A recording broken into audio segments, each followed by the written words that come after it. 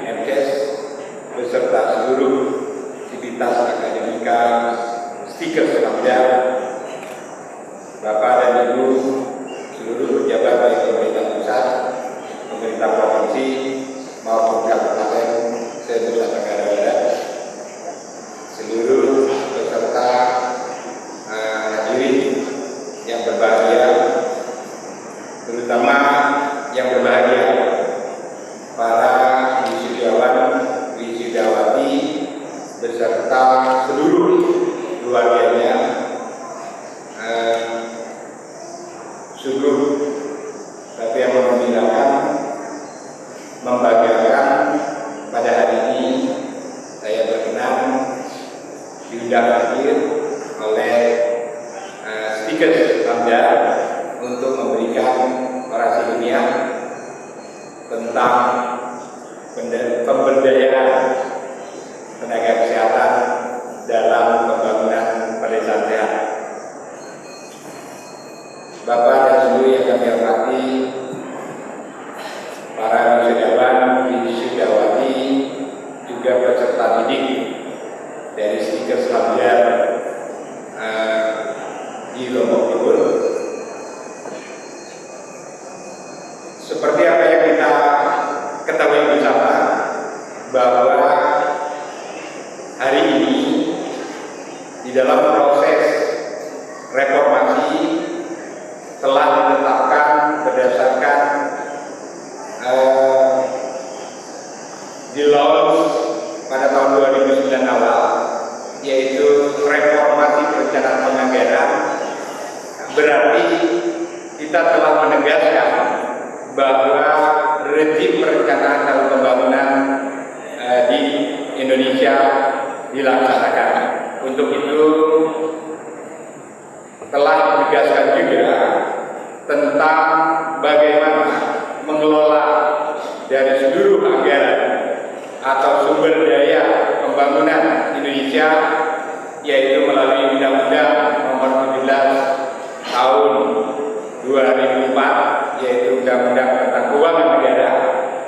Kemudian diikuti dengan dikeluarkannya juga ketentuan undang-undang tentang sistem perencanaan pembangunan nasional, yaitu Undang-Undang Nomor 25 Tahun 2005. Kemudian juga Undang-Undang tentang otonomi. Kemudian juga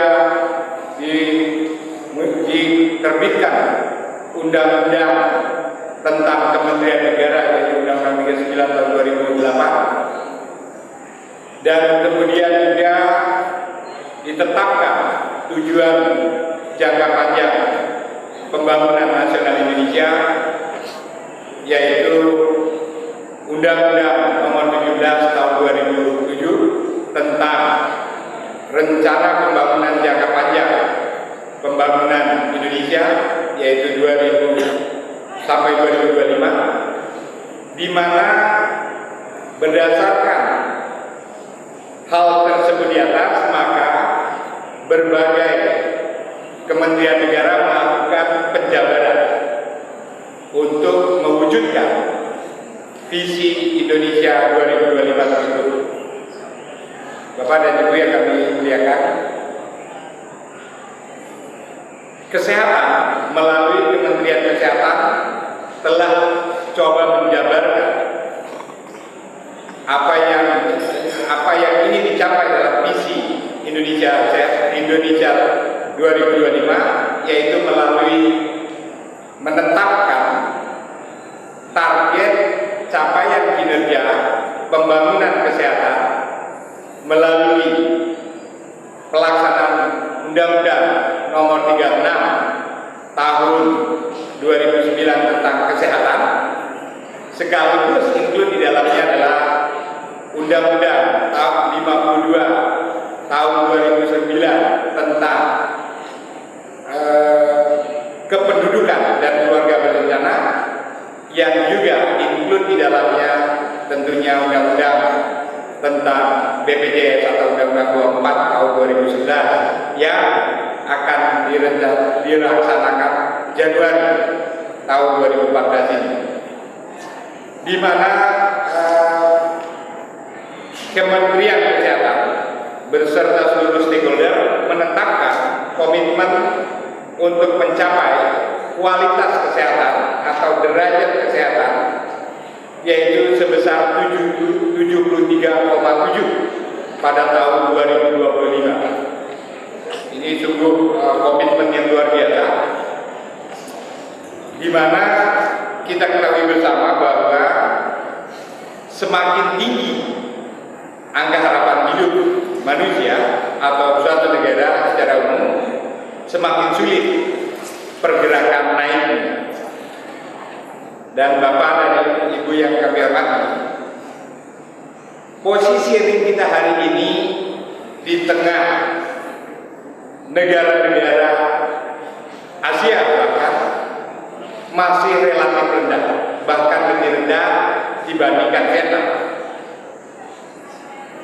Nah, ini menjadi tantangan kita bersama, terutama bagi adik-adik yang baru di wisuda, baik dari kebidanan maupun keperawatan.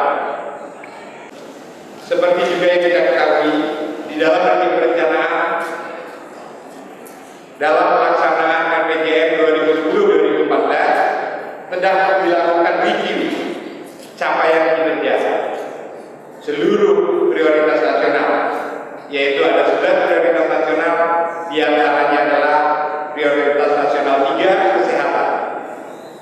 Hasil review pada tahun 2012 dari 7 indikator, ternyata 4 indikator capaian kinerja berwarna merah.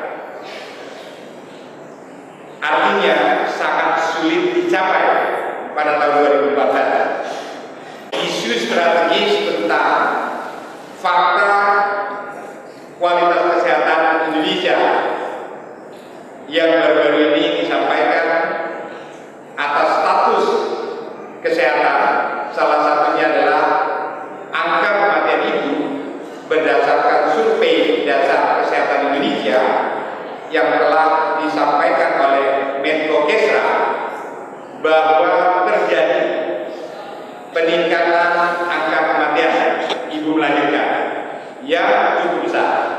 Nah, ini juga menjadi tantangan kita. Dua hal tersebut menjadi tantangan besar bagi kita semua.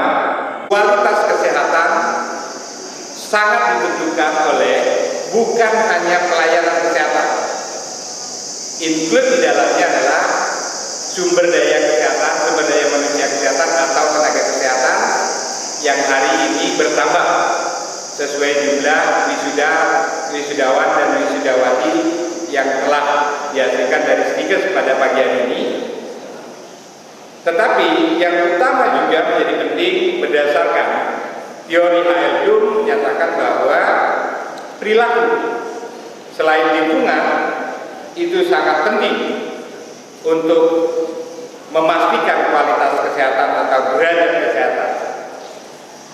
Bapak dan Ibu yang kami hormati, di dalam Undang-Undang 36 tahun 2009 tentang kesehatan ditegaskan tujuan pembangunan kesehatan adalah untuk meningkatkan kesadaran, kemauan, kemampuan setiap individu masyarakat untuk hidup sehat agar tercapai derajat kesehatan yang setinggi-tingginya. Menempatkan bahwa promotif preventif, kegiatan promotif preventif itu utama, baru kemudian kuratif rehabilitatif, meningkatkan kesadaran, kemauan itu tidak mungkin dicapai dengan pelayanan kesehatan kuratif rehabilitatif, tetapi dia harus melakukan promotif dan preventif. Nah, sementara BPJS Kesehatan melakukan kegiatan atau diamanatkan untuk utamanya adalah memberikan pelayanan setiap masyarakat di Indonesia dengan universal health coverage-nya yang diharapkan nanti di dalam roadmap-nya tahun 2019. Nah, terjadi beberapa pembiasan atau diskusi kami menyatakan bahwa ada problem atas pelaksanaan BPJS dengan melaksanakan juga upaya promotif preventif selain kuratif rehabilitatif, di mana banyak rekan-rekan dari pengelola rumah sakit ada keengganan bekerja sama atau mengikat kerjasama dalam pelaksanaan BPJS karena ada klausul, yaitu melakukan pembinaan. Nah, yang dimaksud dengan pembinaan ini yang mungkin dimaksud dengan promotif preventif. Tetapi seperti yang kita ketahui bersama, tugas atau pelaksanaan tupoksi dari BPJS yang utama adalah kuratif rehabilitatif. Problemnya adalah amanah Undang-Undang 36 tadi yang menempatkan promotif preventif, kemudian dalam sistem kesehatan nasional menempatkan unit pelaksana di kesehatan dasar adalah puskesmas. Nah, ini dikhawatirkan adalah terjadi pergeseran fungsi atas pusat kesehatan masyarakat menjadi provider terhadap BPJS kesehatan nasional. Seharusnya tawaran kami adalah rekonstruksi ulang, sehingga mampu mengakomodasi Undang-Undang 52 tentang kependudukan, juga Undang-Undang tentang BPJS 24 2011. Nah, sehingga turunannya ini yang jadi beban dari rekan-rekan pemerintah daerah, Pak Eka dan lain sebagainya, yaitu menjabarkan melalui standar pelayanan minimal dan sesuai harapan yang tentunya atas Undang-Undang 36 tadi. Tetapi bila disimulasikan ada problem di sana. Nah, disinilah Kementerian Pembangunan Daerah Tertinggal mencoba menawarkan satu pendekatan percepatan pembangunan kualitas kesehatan berbasis pedesaan atau disebut dengan perdesaan sehat, di mana sesuai dengan Undang-Undang 39 tahun 2008 tentang Kementerian Negara, Kementerian Pembangunan Daerah Tertinggal ini adalah kementerian clustering C, yaitu kementerian yang dari sisi kedudukan politik itu dibutuhkan berdasarkan dinamika waktu, tidak berdasarkan konstitusi seperti clustering A dan B. Clustering A itu adalah contohnya adalah Kementerian Dalam Negeri dan seterusnya. Sementara clustering B itu adalah Kementerian Kesehatan, Pendidikan dan seterusnya. Yang nomenklaturnya itu tidak dimuat secara nomenklatur C, tetapi atas fungsi. Nah, di situ yang dimaksud dengan clustering B. Nah, dengan seluruh sektor di wilayah tertentu. Nah, wilayah tertentu itu adalah ditetapkan berdasarkan peraturan Presiden nomor 5 tahun 2010, yaitu sebanyak 183 daerah tertinggal, dan NTB termasuk provinsi yang hanya kota Madiun yang tidak masuk daerah tertinggal. Dan khususnya di bidang kesehatan, fakta menyatakan berdasarkan data Susera tahun 2010, NTB angka harapan hidupnya sangat rendah. Bahkan di Lombok Utara itu adalah kabupaten terendah berdasarkan Susera 2010. Tadi juga saya sampaikan kepada beliau bahwa saya juga masih miris, tetapi melihat langkah-langkah strategis yang dilakukan Pak Gubernur dengan komitmen Akino, Absano, kemudian apa lainnya, Adono dan lain sebagainya. Saya sangat yakin. Salah satunya adalah kemarin di Lombok Utara, saya disampaikan oleh Pak Kadis Kesehatan, karena kebijakan dari Pak Gubernur, maka kami memicu diri agar terjadi capaian-capaian tersebut. Alhamdulillah katanya tahun 2012 kemarin 0 angka kematian ibu di Lombok Utara, luar biasa. Hanya kemudian di tahun 2013, kalau tidak salah saya merekam informasi yang disampaikan, terjadi satu kematian ibu melahirkan akibat kelahiran ke-12 atau belasan. Jadi dia melahirkan sampai beberapa kali, sampai lebih dari 10 kali, dan itu kemudian terjadi perdarahan yang luar biasa dan meninggal. Tapi saya lihat dari seluruh pergerakan, komitmen dan aksi ini, saya sangat yakin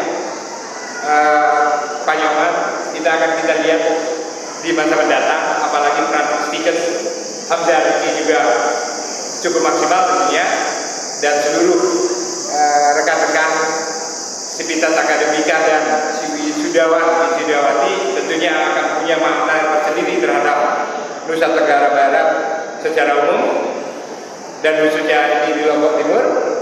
Saya sangat yakin Susenas mendatang akan terjadi perubahan yang mendasar, yang signifikan terhadap indeks pembangunan manusia maupun angka harapan hidup dari NTB secara umum.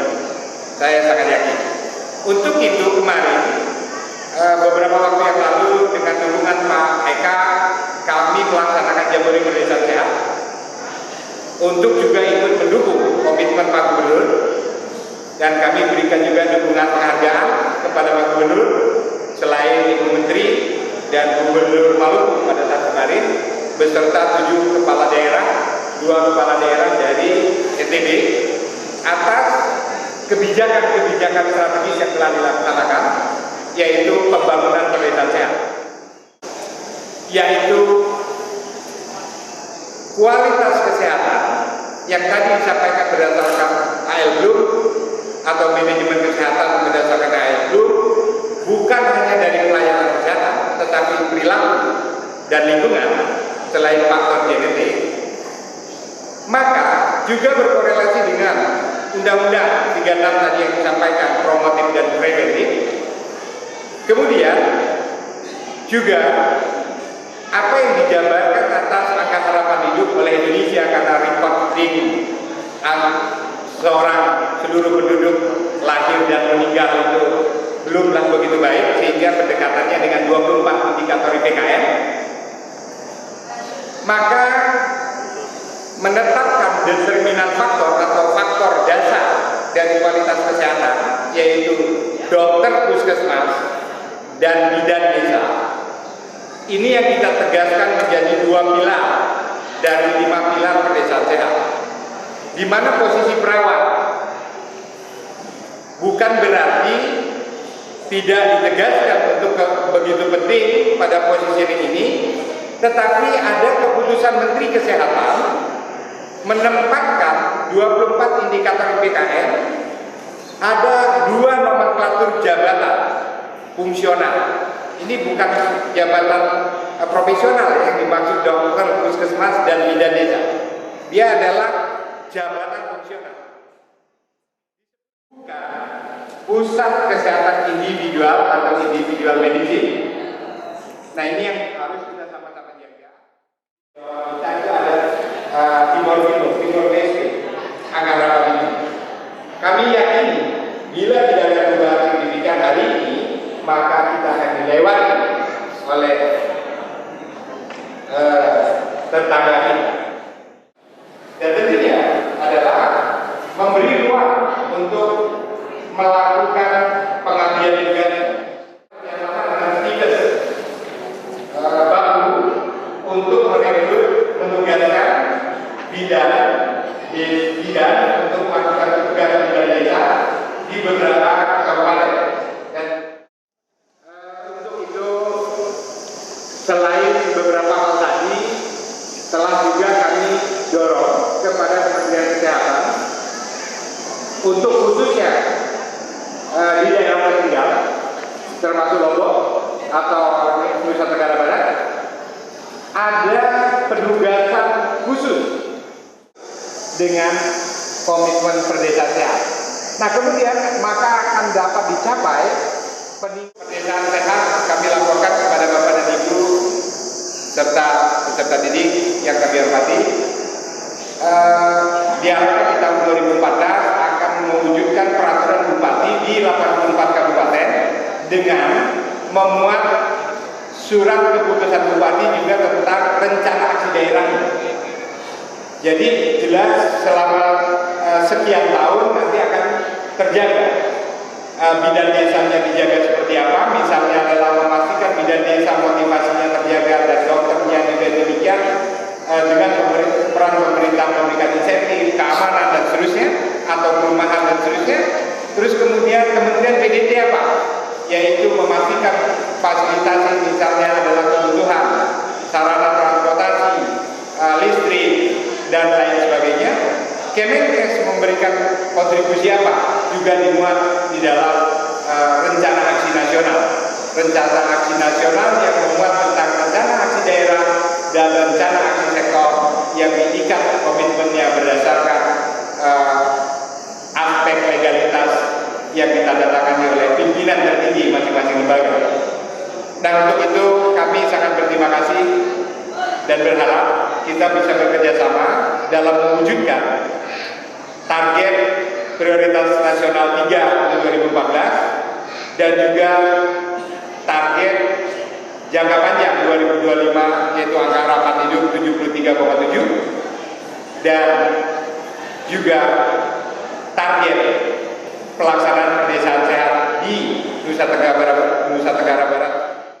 Demikianlah beberapa hal yang kami bisa sampaikan pada kesempatan ini. Terima kasih sekali lagi kami sampaikan atas nama Kementerian Pembangunan Daerah Tertinggal yang telah memberikan waktu kepada kami untuk menyampaikan kebijakan pembangunan perdesaan sehat berdasarkan peraturan Menteri PDT nomor 1 tahun 2013 tentang pedoman pembangunan perdesaan sehat. Dan juga terima kasih yang sebesar-besarnya kepada Bapak